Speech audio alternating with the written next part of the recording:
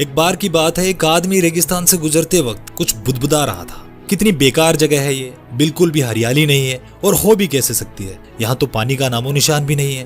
तपती रेत में वो जैसे जैसे आगे बढ़ रहा था, उसका गुस्सा भी बढ़ता जा रहा था।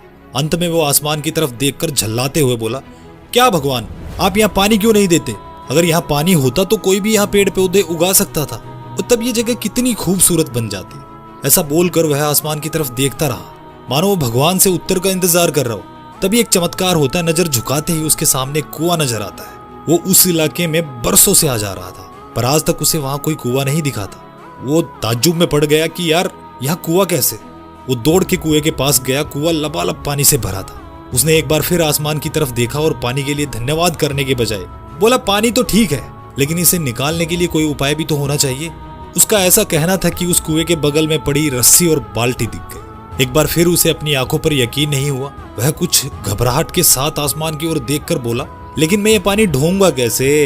तभी उसे महसूस होता है कि कोई उसे पीछे से छू रहा है। पलटकर देखा तो एक ऊंट उसके पीछे खड़ा था। अब वो आदमी एकदम से घबरा जाता है। उसे लगता है कि कहीं रेगिस्तान में हरियाली लाने वाले काम में ना फंस जाए, और इस बार वो आसमान की तरफ देखे बिना तेज कदमों से आगे बढ़ने लगता है। अभी उसने 2-4 कदम ही आगे बढ़ाए थे कि एक उड़ता हुआ पेपर का टुकड़ा उससे आकर चिपक जाता है। उस टुकड़े पर लिखा होता है, मैंने तुम्हें पानी दिया, बाल्टी और रस्सी दी, पानी ढोने का साधन भी दिया। अब तुम्हारे पास वो हर एक चीज है जो तुम्हें रेगिस्तान को हरा भरा बनाने के लिए चाहिए।